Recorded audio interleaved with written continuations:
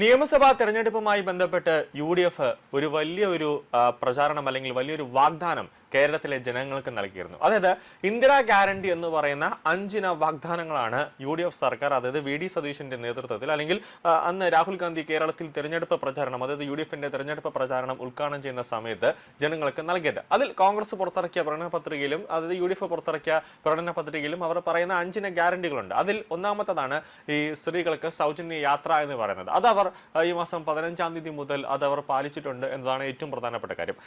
ഇനി ബാക്കി 4 കാര്യങ്ങളുണ്ട്. അതിൽ ഒന്നാണ് പ്രതിമാസ ധനസഹായം. അതായത് കോളേജിൽ പഠിക്കുന്ന എല്ലാ പെൺകുട്ടികൾക്കും പ്രതിമാസം 1000 രൂപ ധനസഹായം നൽകുമെന്നൊരു ഗ്യാരണ്ടിയും യു.ഡി.എഫ് സർക്കാർ മുന്നോട്ട് വച്ചിട്ടുണ്ടായിരുന്നു.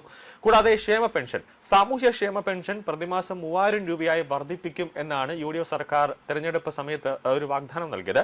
കൂടാതെ ആരോഗ്യ ഇൻഷുറൻസ്, എല്ലാ കുടുംബാംഗങ്ങൾക്കും 5 ലക്ഷം രൂപയുടെ സൗജന്യ ആരോഗ്യ ഇൻഷുറൻസ് പരിരക്ഷ നൽകും എന്നൊരു വാഗ്ദാനം നൽകി. കൂടാതെ പലിശരഹിത വായ്പ, അതായത് യുവജനങ്ങൾക്ക് സംരംഭങ്ങൾ തുടങ്ങാനായി, അതായത് ബിസിനസ് തുടങ്ങാനായിട്ട് പലിശ ഇല്ലാത്ത ലോണുകൾ യു.ഡി.എഫ് സർക്കാർ നൽകും എന്നുള്ള ഒരു സുപ്രധാനമായ വാഗ്ദാനങ്ങളും പ്രചാരണ സമയത്ത് യു.ഡി.എഫ് സർക്കാർ പറഞ്ഞിരുന്നു. അത് 5 ഗ്യാരണ്ടി എന്ന നിലയിൽ, ഇന്ദിര 5 ഗ്യാരണ്ടി എന്ന നിലയിൽ